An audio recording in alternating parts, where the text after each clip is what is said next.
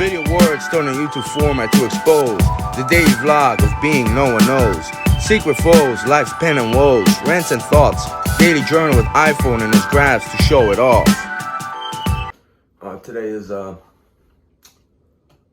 the day is September 24th. It's a quarter, if you will, after 7 p.m. So yeah, I'm going to my text messages with first of all, I uploaded a video. It's in my shorts on the last Easy 3 channel. It's in my shorts. If anyone's watching, if you look, you scroll down to the bottom of my page, I put the playlist of shorts in there. I have 12 playlists on my channel. I had 11 before. I forgot. I would have done it prior because I had more playlists that I wanted to put on there. I just took them off. But anyway, the last video I uploaded on my shorts, it's 28 seconds long, and me and this guy Drake, he flew to like Kansas City, I believe. I forget what it was in Kansas. You know, it was Missouri, I believe. And I remember that because I picked him up from there. But I didn't have any money to go like to a parking lot, short or long stay, because my personal money was used in the fuel.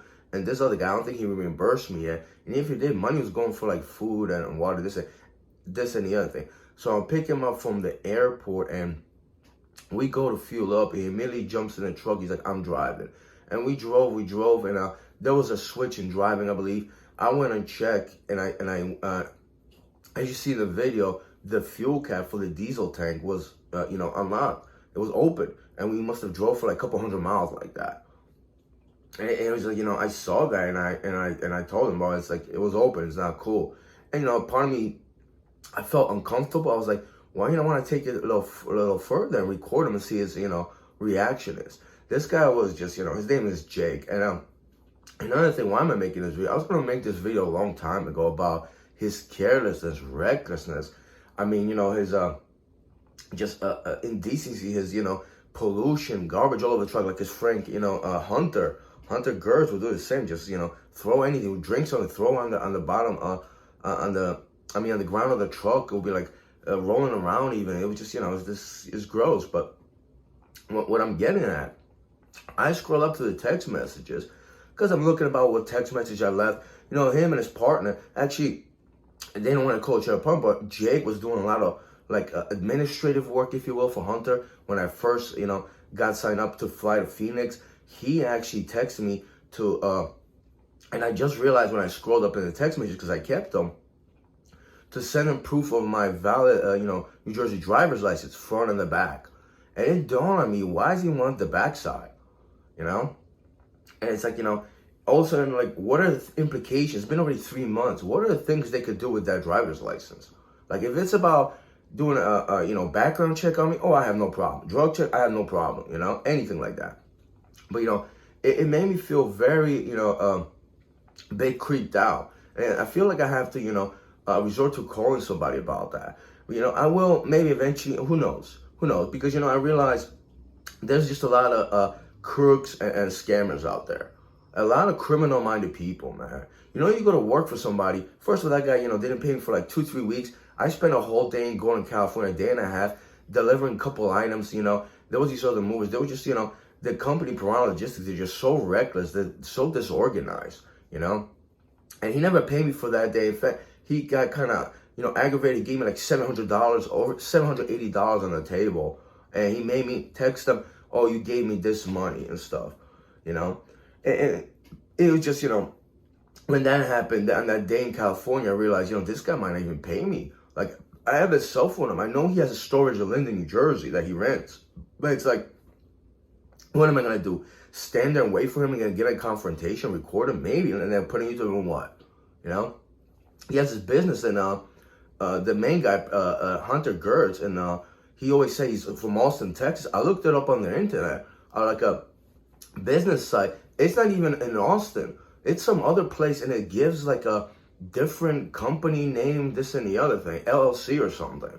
It's very odd. Like, he hides a lot of stuff. He doesn't really have a business portfolio whatsoever, And I'm worried about that driver's license thing, because a lot of people can do a lot of damage to you if they want to. And But, that's one thing. The thing about Jake over there, he was a short little fella. And I put some videos, the windows of the truck, we were driving for hours. Even if we switch, he would never wipe the windows. Even if he drove, we pulled to fuel, I would go and clean the windows nonetheless, every time, There was garbage all over the place. 3 times actually, like a 10-15 minute period.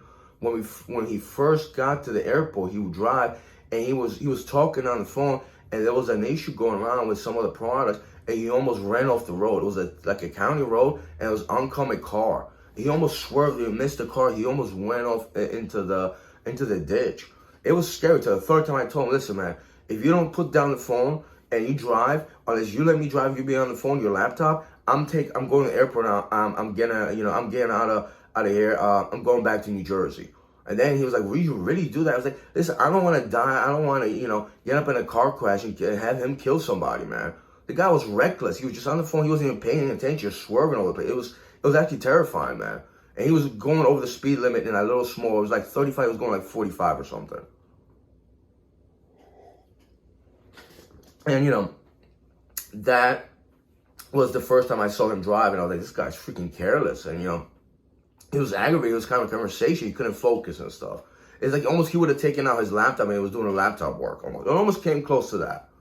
Fucking ridiculous. So, then the, fuel cap. The third thing was we're like in West Virginia. This was one of the last things. And this is, not carelessness, but this is there was a lot of other things. There was lack of sense or common sense, total lack of common sense, It's like, we're driving and there was a Native American store. It was like a Cherokee store in West Virginia. We just crossed Virginia for a little bit to get to like Pennsylvania or Ohio or something. I forget. But it's like we were in the mountains and we pulled over. It's like we didn't get fuel, but I was like, I'm going to stop here, use the bathroom. He wanted to use the bathroom too. And then we parked. I went to stop. All of a sudden started raining. I didn't know. I came out 10-15 minutes later. I go and he's sitting in the truck. He's smiling. He was just, it was just like, I was like, okay, what happened? It reminded me of like, Tommy Boy moment, it's like what'd you do? He just like, he was just happy. I guess he just didn't get drenched and poured by the rain. There was like a fall, so I don't know, maybe he was terrified he's gonna get swept over there. We survived, I was like, I was staring at him. I was like, what? And then I look at the windows open. He's like, I need a key to start the truck, to close the window. I closed it. I'm like, so it wouldn't rain anymore. And he was just like, oh, right. He was just like really next to me. I'm like, what are you doing? He's like, it rained over there. I'm like, well, just pick the blanket and just wipe it off. I felt grossed out. Some people might have yelled at him. I was like, yeah, I felt so weird because it's just like, if he was sitting farther away, maybe I would have had some guts, but he was just like, not that he's short, that too, but he's like, sitting right next to me, just like, what are you doing, man? Just clean up and just move over. It's like he expected to just drive with the rainwater in the truck on the passenger seat, man. It's like, you have blankets, moving blankets. I have towels, towelette towels. Even paper towels. There's like moving blankets in the back of the truck, man. Like, even if I put the windows up, it's like, you're just going to sit next to me, just going to let that rainwater just sit there for hours. It's disgusting, man. It's impure. You need to, you need to wipe it down. That was the last thing. I mean, it just it was just freaking weird, man. It's like, he sat down next to me, just looked at me like that, I was like, well, what are you doing? It was odd. Another thing that happened that I realized, like, is this guy just, a coward, or like some people would say sissy? I didn't like to use that word, but I was angry at him and his so-called partner, their hunter. They were just aggravating me. Inadvertently, he called me a bitch because, I didn't want to drive 1,100 miles a day, which is actually illegal, actually, In case if something would have happened because I would have fell behind the wheel, I would have got hurt. Like, I don't want to be a cripple for the rest of my life or take somebody else's life because you need to save a couple dollars. You need to press your little clients. On you ship whatever website, because that's what he's on. Ridiculous. So we get to this place, it's Oklahoma. We had these expensive speakers from like the 80s to deliver. And they were worth like over $100,000. Oh, they were worth $90,000 in the 80s. This guy's adjusted to inflation, the way more. I don't forget the price. It was expensive. And this guy from California's neighborhood in California, he sold them to this guy in Indiana. Did I say Oklahoma? Indiana. by Indianapolis, Indiana. So we had to push it to get those speakers, which was another crazy thing, a nightmare to begin with, you know. But they were in crates on the bottom, like took the whole bottom of the truck. Anyway, we get there, we pull them out. I was like, the one was heavy. I was like, obviously, I had to ask the customer for help, He was on top, but I was like, I'll hold it and just use the ramp to lower it down. Eventually, rolled down. We put it on dollies, and it was smooth. It was great. Till we start, packing the truck, and he's just in the truck. He's moving stuff around. I'm like, listen, man, let's just either take some stuff around because it was raining. Actually, it was like 20 minutes before the rain hit. And then it was a thunderstorm, But nonetheless, he just takes his time. It's like I get angry. I went and I spent like 10, 15 minutes in the truck, smoking my pipe, and I was just sitting there waiting for him because I couldn't touch it because he had to touch something this and that. Eventually, we took everything out. We did it again or something like that, Just time-consuming, illogical person that doesn't know how to move or, pack things or, load a truck or unload a truck, That was one thing. So like 20, 30 minutes later, we're driving and it's like, another thing, it was like this truck was like 13.2 or something. It was like close to over 12 and it says like 11.2 or something, and it has the yellow triangle. I'm like, oh man, we have to go around. He's like, nah, just go. Like, what do you mean go, man? I was like, oh, you fucking idiot. Why am I listening to this fucking? It felt like I was alone. I would be better if I was alone, man. So anyway, we pulled over. It was like 10, 15 minutes after we unloaded those speakers in Indiana. We pulled over to this gas station. It was like, I'm not going to get any food here, this and that. There's nothing to eat. But it's like, the customer gave us food, so it was fine. It wasn't that. It's just that he threw the blanket stuff out. He's like, help me, fold the blankets, this and the other thing. And, there was garbage, which they had a lot of garbage, but some of them, he threw it out. And he's like, oh, I can't throw them out because the dumpster, no one came out to say anything, but it's like, it says not to throw it in there. And I get it. It's like, there's a plaza business. I get it. It's like, I'm the guy that put the cartons and the shrink wrap in there. But it's also, he's just like such a fearful little person, and I was trying to tell him, I didn't tell him, I was like, I don't want to tell the guy, like, that was before the whole rain and the closeness to me incident, right? But it's like, what am I going to tell you? He's like, well, why don't you just go in there, dude? If someone says, you're like, I'll take it out, apologies, we'll take it back on the truck.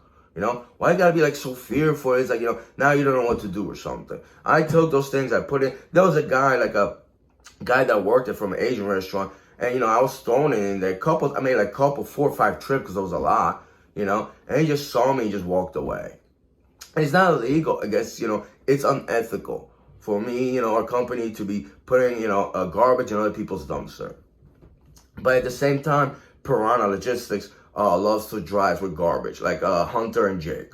So, I don't. That's why, I'm very concerned also because these people, like Hunter is a criminal-minded fool. He's not an egomaniac, but he's a self-absorbed, a D-bag, like a little college kid. He's very immature and disorganized in a lot of ways. And, it's like, also, it's like there is that driver license. What if they do something? They're not, but it's also the story of like, Jake over there from Piranha, whatever, from Texas, just being like no common sense, a little person, it's like, and there's a lot of people like that in the world. It's just like, man, just like you have no practicality or reasoning whatsoever.